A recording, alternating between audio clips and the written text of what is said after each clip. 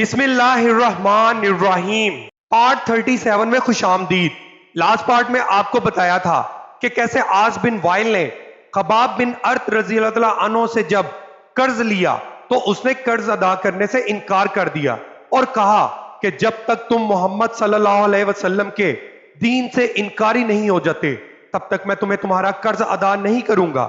جواب میں حضرت خباب بن ارت رضی اللہ تعالیٰ عنہ نے فرمایا، اللہ کی قسم میں محمد صلی اللہ علیہ وسلم کا دین نہیں چھوڑ سکتا۔ اسی طرح ان مذاق اڑانے والوں میں سے ایک اسود بن یغوث بھی تھا۔ یہ حضور صلی اللہ علیہ وسلم کا ماموزاد تھا۔ جب بھی مسلمانوں کو دیکھتا تو اپنے ساتھیوں سے کہتا، دیکھو تمہارے سامنے روئے زمین کے وہ بادشاہ آ رہے ہیں جو کسرا اور کیسر کے وارث بننے والے ہیں۔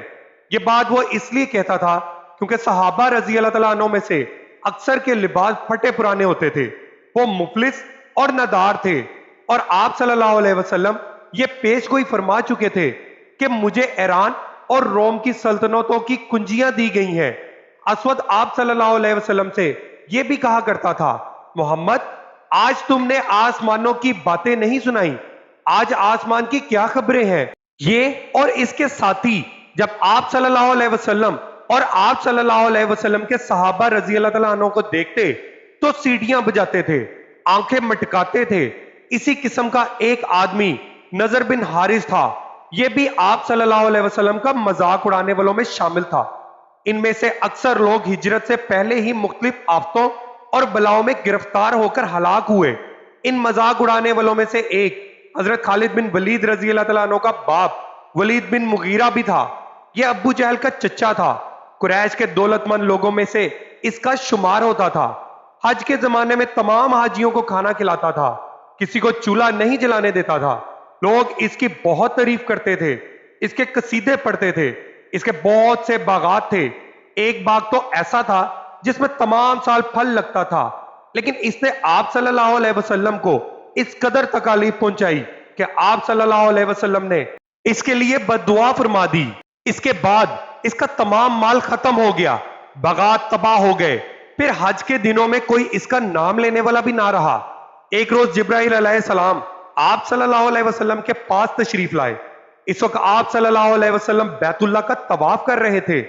جبرائیل علیہ السلام نے آ کر عرض کیا، مجھے حکم دیا گیا ہے کہ میں آپ صلی اللہ علیہ وسلم کو مذاق اڑانے والوں سے نجات دلاؤں۔ ایسے میں ولید بن مغیرہ ادھر سے گزرا۔ جبرائیل علیہ السلام نے آپ صلی اللہ علیہ وسلم سے پوچھا، آپ صلی اللہ علیہ وسلم اسے کیسا سمجھتے ہیں؟ آپ صلی اللہ علیہ وسلم نے فرمایا، اللہ تعالیٰ کا برا بندہ ہے۔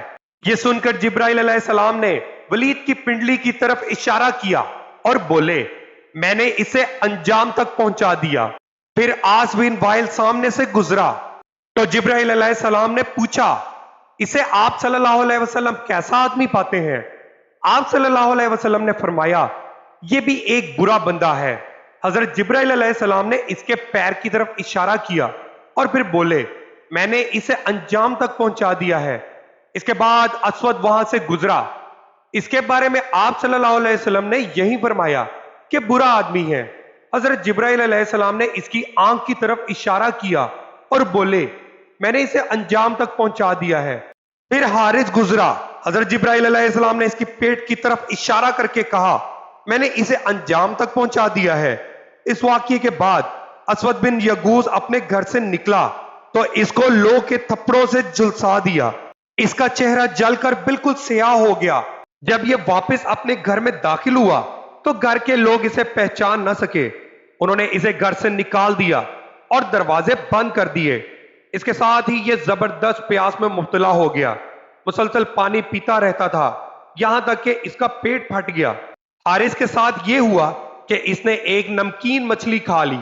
اس کے بعد اس کی پیاس نہ رک سکی، یہ پانی پیتا رہا یہاں تک کہ اس کا بھی پیٹ پھٹ گیا۔ ولید بن مغیرہ ایک روز ایک شخص کے پاس سے گزرا۔ وہ شخص تیر بنا رہا تھا۔ اتفاق سے ایک تیر اس کے کپڑوں میں الجھ گیا۔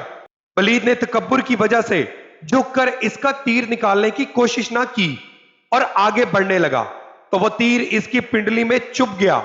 اس کی وجہ سے زہر پھیل گیا اور وہ مر گیا۔ عاص بن وائل کے ساتھ بھی کچھ ایسا ہی ہوا۔ عاص بن وائل کے تلوے میں ایک کانٹا چبھا، اس کی وجہ سے اس کے پیر پر اتنا वर्म आ गया कि वो चक्की के पार्ट की तरह चिपटा हो गया। इसी हालत में इसकी मौत वाकिया हो गई। हजरत इब्ने अब्बास रजी अल्लाह तआला अन्हु से रवायत के मुताबिक ये लोग एक ही रात में हलाक हुए थे। नबी करीम सल्लल्लाहु अलैहि वसल्लम ने महसूस फरमाया कि कुरैश मक्का मुसलमानों को बेतहाशा तकलीफ पहुंचा रहे हैं और मुसलमानों में अभी इतनी ताकत नहीं कि वो इस बारे में कुछ कह सकें। चुनाचे आप सल्लल्लाहु अलैहि वसल्लम ने मुसलमानों से फरमाया, तुम लोग रोए जमीन में इधर उधर फैल जाओ, अल्लाह ताला फिर तुम्हें एक जगह जमा फरमा देगा। हम कहां जाएं? सहाबा कराम रजी अल्लाह ताला अन्हु ने पूछा। आप सल्लल्लाहु अलैहि वसल्लम ने मुल्क हबशा की तरफ इशारा करते हुए फरमाया, तुम लोग मुल्क हबशा की तरफ चले जाओ।